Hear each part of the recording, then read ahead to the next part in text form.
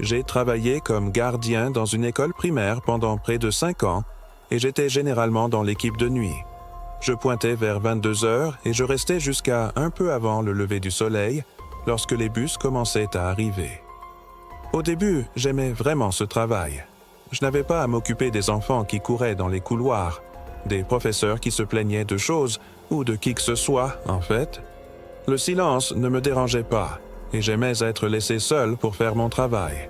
Mais avec le temps, j'ai commencé à remarquer à quel point l'école semblait différente la nuit par rapport à la journée. Elle n'était pas seulement silencieuse, elle semblait morte. Le bâtiment craquait et gémissait comme s'il respirait. Et quand vous êtes la seule personne à l'intérieur, même le plus petit bruit vous met sur le qui-vive. On entendait un casier s'ouvrir tout seul, ou les tuyaux cognaient dans les murs et votre cerveau vous faisait croire que c'était l'Odepa. J'ai appris à ignorer une grande partie de cela, mais une partie de l'école à laquelle je ne me suis jamais vraiment habitué était le sous-sol. L'école était vieille, construite dans les années 1950, et le sous-sol s'étendait sous la moitié de celle-ci. Il n'était pas bien fini comme les salles de classe. C'était un labyrinthe de béton avec des débarras et de longs couloirs étroits avec des tuyaux et des fils suspendus au plafond. Certaines salles étaient pleines de vieux pupitres. D'autres avaient des boîtes de manuels scolaires périmées. D'autres encore avec des meubles cassés empilés. Ça sentait toujours l'humidité et le moisi là en bas. Les néons grésillaient et clignotaient quand ils fonctionnaient. Souvent, il fallait apporter une lampe de poche juste pour voir où l'on allait. Quand j'ai commencé, un des gardiens plus âgés m'a dit d'éviter le sous-sol, à moins d'y être absolument obligé. Il a dit que ça n'en valait pas la peine et a plaisanté en disant que c'était hanté. J'ai ri avec lui, mais même dès cette première semaine, j'ai remarqué à quel point je me sentais mal à l'aise dans cette partie du bâtiment. C'était comme entrer dans un monde différent par rapport au couloir lumineux de l'étage. Il y avait des nuits où je passais devant la porte du sous-sol et je sentais un frisson rien qu'en la regardant. Mais généralement, je n'avais pas besoin d'y descendre. Alors, je l'évitais autant que possible. Une nuit, après environ 2 ans de service, j'avais une liste de tâches collée sur mon chariot et l'une d'elles était de monter un ensemble de chaises pliantes pour un événement. J'ai gémi dès que je l'ai vu, car le seul endroit où ces chaises étaient rangées était le sous-sol. Je me souviens être resté en haut de l'escalier du sous-sol pendant une bonne minute, à me demander si je pouvais demander à mon superviseur si cela pouvait attendre le matin. Mais je ne voulais pas paraître paresseux. Alors, j'ai pris ma lampe de poche et j'ai ouvert la lourde porte. La cage d'escalier résonnait à chacun de mes pas, comme si mes bottes faisaient beaucoup trop de bruit. Je suis arrivé en bas et j'ai actionné l'interrupteur, mais seules quelques lumières au plafond se sont allumées. Elles laissaient la majeure partie du couloir dans l'obscurité. Je jure que ça sentait le ciment mouillé là en bas. J'ai allumé ma lampe de poche et j'ai commencé à marcher. Les chaises devaient se trouver dans le deuxième débarras à gauche. La première salle était pleine de vieux pupitres empilés jusqu'au plafond. La deuxième porte était à moitié rouillée et a grincé comme des ongles sur un tableau noir quand je l'ai ouverte. À l'intérieur, la pièce sentait la poussière et le produit à polir les meubles. Les chaises pliantes étaient empilées contre le mur en piles inégales. Je me suis penché et j'ai commencé à les tirer, essayant d'en porter le plus possible en une seule fois pour ne pas avoir à faire autant de voyages. Je venais d'en prendre 4 quand je me suis figé. De quelque part dans le couloir, j'ai entendu un léger bruit de traînement, comme si quelqu'un glissait lentement sa chaussure sur le sol. J'ai retenu ma respiration, toujours penché avec les chaises dans mes bras, écoutant de toutes mes forces. Le bruit a cessé. Je me suis redressé et j'ai jeté un coup d'œil dans le couloir, balayant les 2 directions avec ma lampe de poche. Le faisceau de lumière a percé l'obscurité, mais il n'y avait rien là. Mon cœur battait fort dans mes oreilles. Je suis resté là pendant ce qui a semblé une éternité avant de finalement me dire que c'était probablement juste les tuyaux, ou peut-être que j'avais déplacé une chaise sans m'en rendre compte. J'ai transporté la première charge dans le couloir et vers les escaliers. En marchant, j'ai soudain senti un courant d'air froid sur mon visage. C'était tellement déplacé que ça m'a fait m'arrêter net. Le sous-sol était toujours chaud et confiné, sans fenêtre ni circulation d'air. C'était comme se tenir à côté d'un congélateur ouvert. J'ai balayé le couloir de haut en bas avec ma lampe de poche, mais rien ne semblait différent. J'ai secoué la tête, j'ai laissé les chaises au pied de l'escalier et je suis retourné en chercher d'autres. Quand je suis rentré dans le débarras, quelque chose clochait. La pile de chaises semblait différente, comme si elle s'était déplacée pendant mon absence. Je les ai regardées en fronçant les sourcils, essayant de me souvenir exactement comment elles étaient inclinées. Finalement, je me suis dit que j'étais juste paranoïaque, et j'ai pris une autre charge. Cette fois, en me tournant pour partir, je l'ai entendu à nouveau. Un bruit sourd suivi d'un raclement. Ça venait de plus loin dans le couloir du sous-sol. Le faisceau de ma lampe de poche a tremblé dans ma main alors que je le pointais dans cette direction. À environ 6 mètres, une des portes de salle de classe qui aurait dû être fermement close était entr'ouverte. Mon estomac s'est noué. Je savais que je n'avais pas touché cette porte. L'école était fermée à clé toutes les nuits, et personne d'autre que moi ne devait être là. Je suis resté figé à la porte du débarras, fixant cette porte entr'ouverte. Tout en moi hurlait de laisser tomber les chaises et de courir à l'étage, mais je suis juste resté là. Je me suis dit, peut-être que la porte s'est desserrée, ou peut-être que lorsque j'ai ouvert une autre porte, la pression de l'air a changé. Je me suis accroché à ces excuses comme à une bouée de sauvetage. J'ai rapidement transporté les chaises jusqu'à la cage d'escalier, puis je suis revenu avec la lampe de poche dans une main, les mains vides cette fois. La porte entr'ouverte était toujours là, juste assez ouverte pour que quelqu'un puisse jeter un œil. Ma gorge s'est asséchée. Je me suis avancé lentement vers elle, chaque pas résonnant. Quand j'étais proche, j'ai appelé « Bonjour, y a-t-il quelqu'un ici ?» Ma voix s'est brisée et apparut faible dans le grand sous-sol vide. Pas de réponse. J'ai dégluti difficilement, puis j'ai poussé la porte rapidement avec ma main libre et j'ai éclairé l'intérieur avec la lampe de poche. La pièce était vide. Juste des carcasses d'équipements scientifiques poussiéreux, des boîtes empilées, des toiles d'araignée dans les coins. Je suis entré une seconde, le cœur battant à tout rompre, à l'écoute du moindre son. C'est là que je l'ai entendu à nouveau, un bruit de traînement. Mais cette fois, c'était derrière moi, dans le couloir. Je me suis retourné et j'ai pointé la lampe de poche, le faisceau coupant le corridor. Rien, juste des ombres et du béton, mais je l'ai senti. Cette pression lourde que l'on ressent quand on sait qu'on est observé. J'ai eu la chair de poule. Je me fichais des chaises maintenant. J'ai reculé lentement, en gardant la lampe de poche pointée vers le couloir et je me suis dirigé vers la cage d'escalier. Arrivé aux escaliers, j'ai pris les chaises que j'avais laissées et je les ai montées 4 à 4. Je ne me suis pas arrêté avant d'être de retour dans le couloir principal à l'étage, haletant. Je me suis appuyé contre le mur, en sueur, bien que l'école soit froide. Je me suis dit que j'imaginais des choses.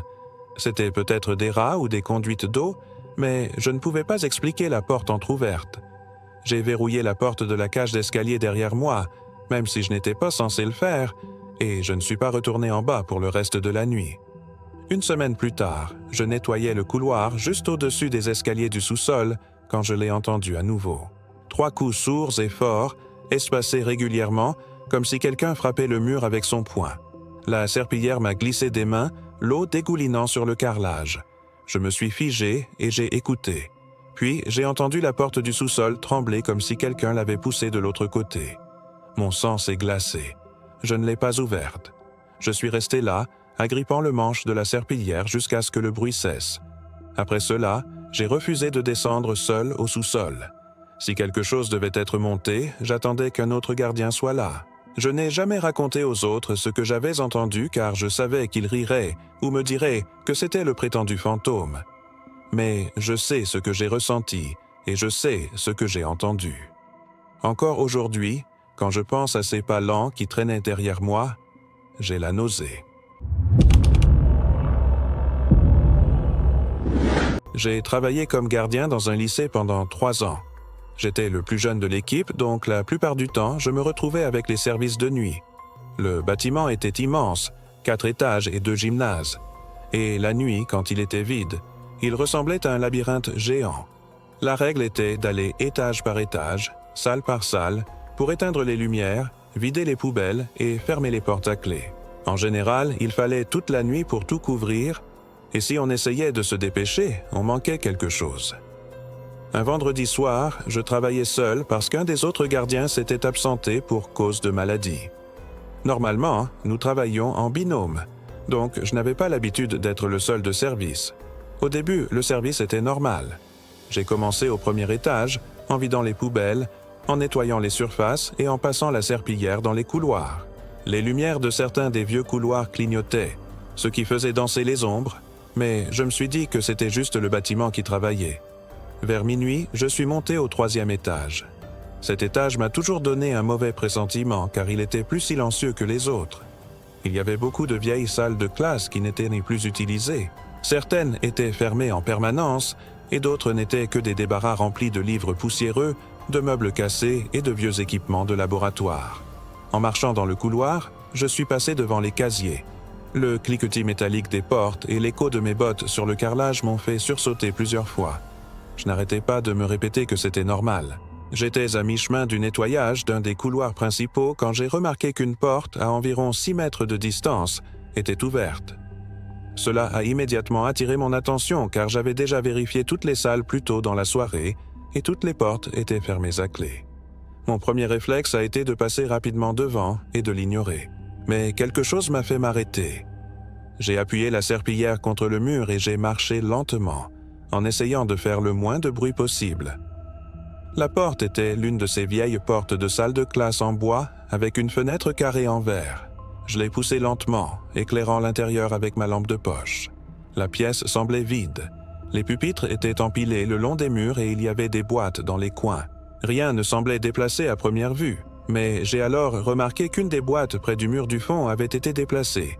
Elle était inclinée, pas alignée avec les autres, et il y avait des marques de frottement sur le sol comme si elle avait été traînée sur le carrelage. Mon estomac s'est serré. Je savais que j'avais fermé cette porte plus tôt et je savais que je n'avais pas déplacé cette boîte. Je me suis dit que ce n'était probablement rien, juste mon imagination qui me jouait des tours parce que j'étais fatigué. J'ai fermé la porte et je suis retourné nettoyer, mais mon esprit revenait sans cesse à cette pièce. Je n'arrêtais pas de penser que je devrais vérifier les fenêtres. Peut-être qu'un élève s'était faufilé d'une manière ou d'une autre, mais toutes les fenêtres étaient verrouillées de l'intérieur et les portes du couloir l'étaient aussi. J'ai essayé de chasser la sensation d'être observé et je me suis concentré sur le nettoyage. Après avoir terminé ce couloir, je suis descendu vers la cage d'escalier pour aller au 2e étage. En passant à nouveau devant cette même salle de classe, mon cœur a failli s'arrêter. La porte était grande ouverte. Mon souffle s'est coupé. Je savais que je l'avais fermée avant. Je me suis approché lentement. J'ai jeté un coup d'œil à l'intérieur et la pièce semblait normale, sauf que la boîte avait maintenant été déplacée au centre du sol. Mon pouls s'est accéléré. J'ai chuchoté. « Il y a quelqu'un » Ma voix a semblé minuscule dans le vide du bâtiment. J'ai attendu, mais il y a eu le silence. Et puis, du fond de la pièce, j'ai entendu une respiration lente et profonde. Ce n'était pas un coup de vent ou un tuyau. C'était quelqu'un qui essayait d'être silencieux, mais en s'assurant que je puisse l'entendre. J'ai essayé de me convaincre que c'était un élève caché, en train de faire une blague. Mais comment serait-il entré?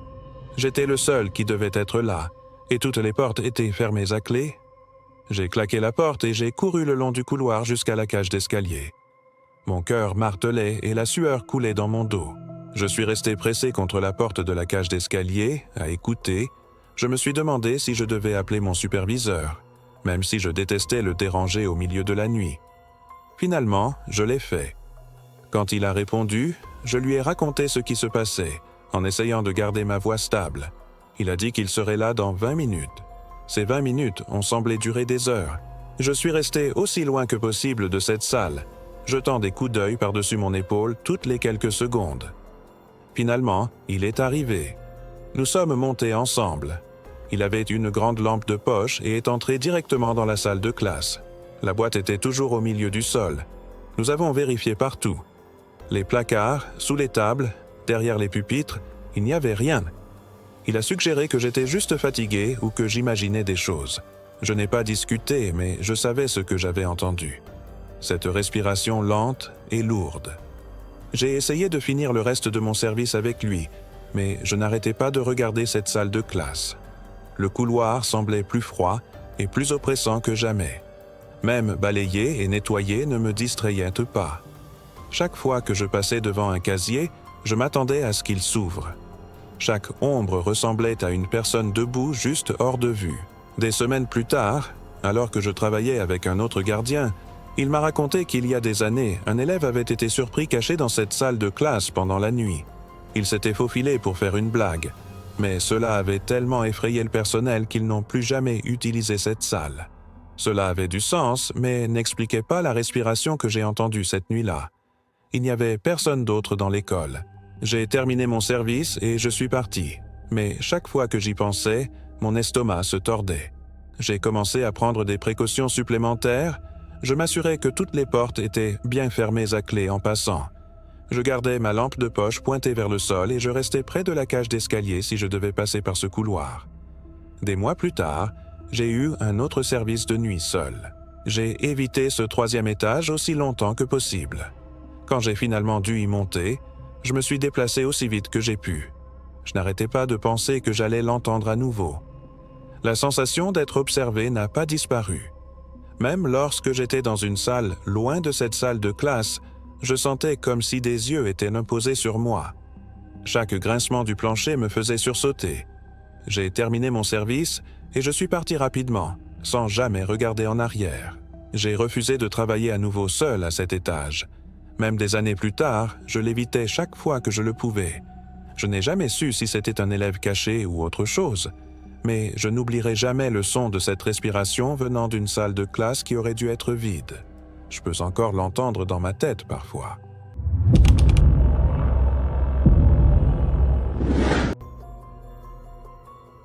Eu trabalhei como zelador em uma escola de ensino fundamental por quase 5 anos e geralmente estava no turno da noite.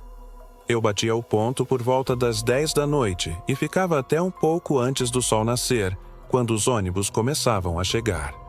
No começo, eu realmente gostava do trabalho. Eu não tinha que lidar com as crianças correndo pelos corredores, professores reclamando de coisas ou qualquer pessoa, na verdade. O silêncio não me incomodava, e eu gostava de ser deixado em paz para fazer meu trabalho. Mas, com o tempo, comecei a notar como a escola parecia diferente à noite em comparação com o dia. Não era apenas silenciosa, parecia morta.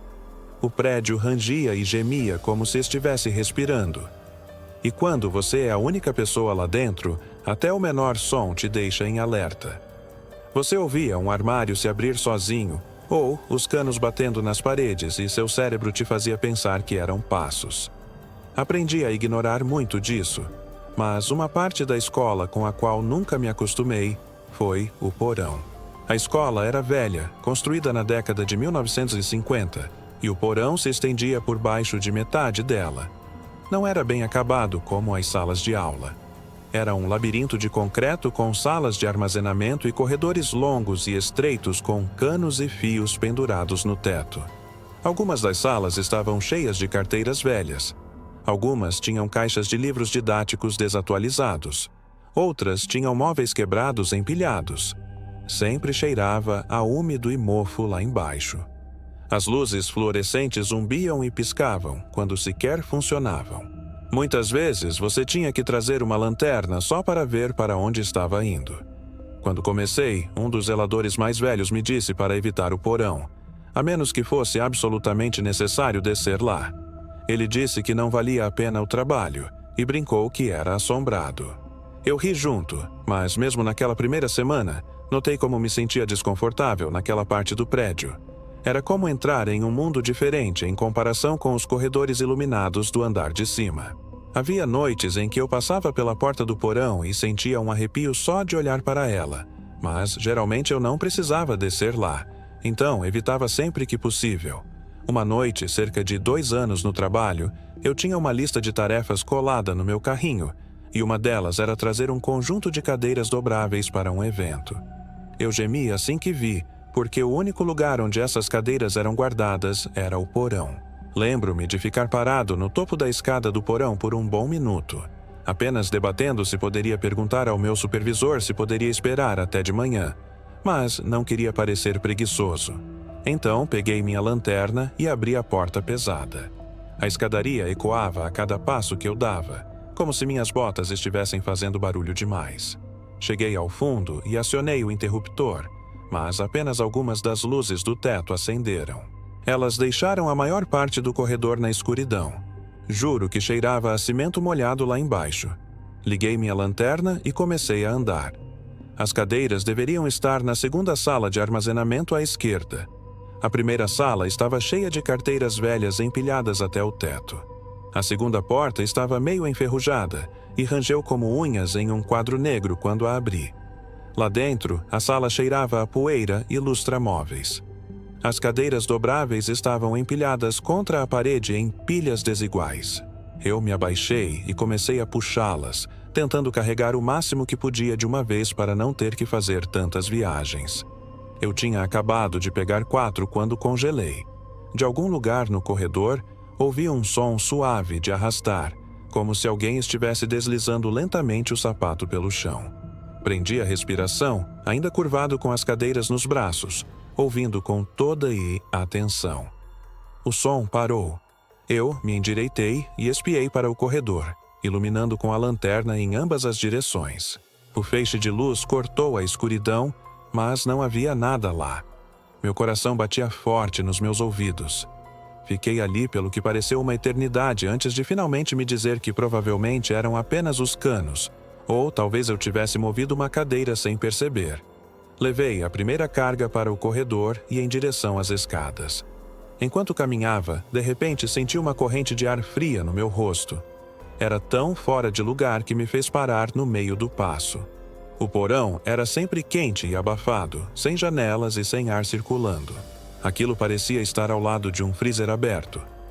Iluminei o corredor de cima a baixo com minha lanterna, mas nada parecia diferente. Sacudi a cabeça, deixei as cadeiras no pé da escada e voltei para buscar mais.